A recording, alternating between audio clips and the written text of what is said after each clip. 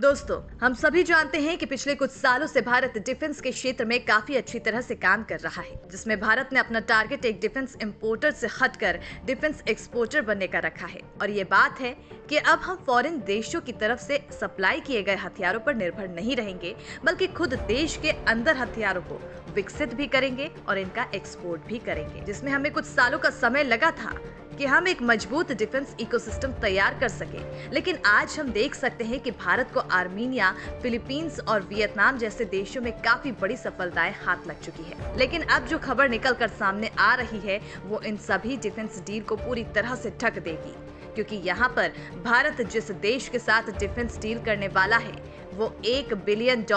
यानी 8,000 करोड़ से भी ज्यादा की है। दरअसल दोस्तों, लेटेस्ट मीडिया रिपोर्ट से अब इस बात की खबरें आनी शुरू हो चुकी है कि कल जब अर्जेंटीना के डिफेंस मिनिस्टर भारत दौरे पर आएंगे, तब दोनों देशों के बीच में 15 तेजस लड़ाकू विमान और भारत के लाइट कॉम्बैट हेलीकॉप्टर प्रचंड को लेकर एक विशालकाय समझौता हो सकता है, जो भारत के इतिहास का सबसे बड़ा डिफेंस एक्सपोर्टर होगा, जिसकी कुल कीमत 8,675 करोड़ की हो सकती है। बता दें कि जैसे ही ये खबर सामने आई, बिल्कुल वैसे ही पूरी दुनिया की नजरें भारत और अर्जेंटीना के डिफेंस मिनिस्टर के दौरे पर टिक गई। सबसे बड़ी बात तो ये है कि अर्जेंटीना तेजस और प्रचंड हेलीकॉप्टर में काफी इंटरेस्टेड था और इसे लेकर कुछ महीनों पहले भी दोनों देशों के बीच में कई बार बातचीत हो चुकी है। साथ ही भारत ने अर्जेंटीना वायुसेना के अधिकारियों को तेजस और प्रचंड हेलीकॉप्टर का दौरा भी कराया। साथ ही इसके बारे में महत्वपूर्ण जानकारी भी थी। इतना ही नहीं, बल्कि हिंदुस्तान एरोनॉटिक्स लिमिटेड ने अर्जेंटीना की वायुसेना के अधिकारियों को एक मीटिंग के दौरान ये तक ब्रीफ किया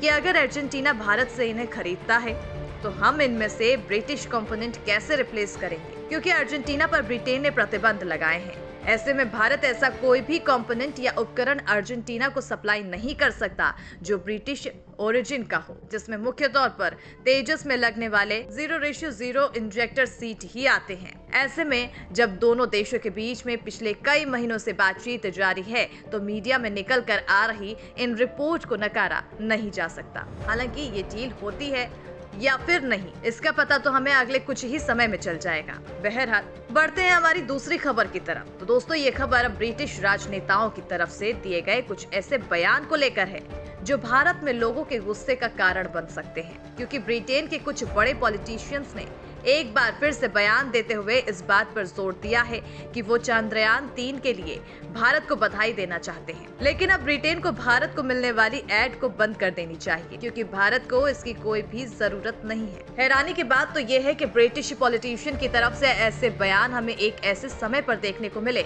जब भारत अंतरिक्ष और अर्थव्यवस्था दोनों के क्षेत्र में ब्रिटेन से कई गुना ज्यादा आगे निकल चुका है, जिसका मतलब ये है कि अब भी ब्रिटेन में कई लोग कॉलोनियल माइंडसेट रखते हैं, जिसके तहत इन्हें लगता है कि ब्रिटेन से मिलने वाली आर्थिक सहायता से ही भारत अपनी स्पेस एजेंसी को फंड करता है, जबकि ऐसा बिल्कुल भी नहीं है। हाल ही में निकल कर आए एक आंकड़े से इस बात का पता चला कि साल 2016 से 21 के बीच में ब्रिटेन ने भारत को कुल 2.3 बिलियन पाउंड मतलब 23,000 करोड़ रुपए की ऐड दी, जो ऐसे तो बड़ा आंकड़ा लगता है, पर सच बिल्कुल ही उलट है, क्योंकि ब्रिटेन भारत को जो पैसा आर्थिक सहायता के रूप में देने की बात करता है,